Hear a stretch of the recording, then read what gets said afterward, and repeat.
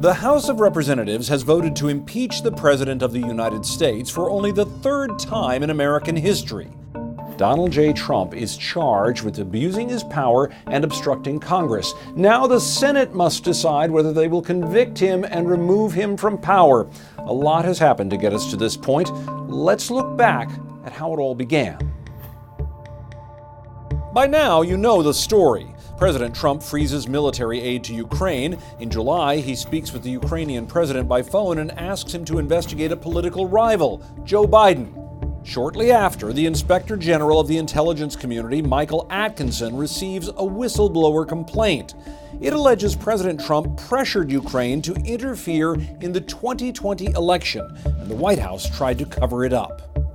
Atkinson sends the complaint to the acting director of national intelligence, Joseph Maguire, and this is where things break down. The whistleblower law says the director shall send the complaint to Congress, but Maguire does not do that. This complaint is different than most. It involves Maguire's boss, the President of the United States, and his conversations with a foreign leader. And those discussions may be subject to executive privilege, being withheld from the public for purposes of national security or to protect internal deliberations. A privilege that I do not have the authority to waive. So instead of sending the complaint to Congress, Maguire asks the White House for guidance. You went to the subject of the complaint for advice first about whether you should provide the complaint to Congress. I believe that everything here in this matter is totally unprecedented. Maguire forwards the complaint to the Justice Department. At this point, the process stalls. This is when Inspector General Atkinson tips off Congress about the existence of the complaint, and the House of Representatives starts to investigate. There's a series of leaks, and the accusations within the complaint are made public. This puts pressure on the White House, and President Trump confirms that he discussed Joe Biden on his call with the Ukrainian president. That call was a great call. It was a perfect call. A perfect call. With that, the House launches an impeachment inquiry. The president must be held accountable. No one is above the law.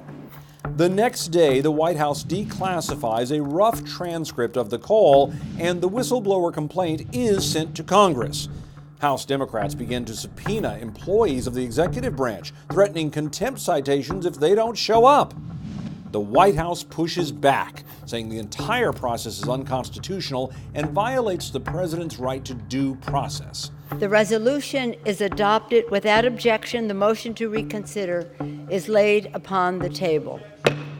So the House formalizes its inquiry with a vote that predictably falls along party lines and holds a series of private and public hearings. I found the July 25th phone call unusual because, in contrast to other presidential calls I had observed, it involved discussion of what appeared to be a domestic political matter.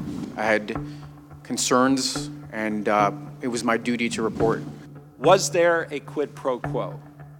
As I testified previously, with regard to the requested White House call and the White House meeting, the answer is yes.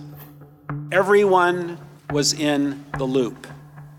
The Constitution says a president can be impeached for high crimes and misdemeanors, but it does not define what those terms mean. That is up to Congress, and the House decides to move forward. The House Committee on the Judiciary is introducing 2 articles of impeachment charging the President of the United States, Donald J. Trump, with committing high crimes and misdemeanors. And it heads to the House floor for debate. It is tragic that the president's reckless actions make impeachment necessary. He gave us no choice.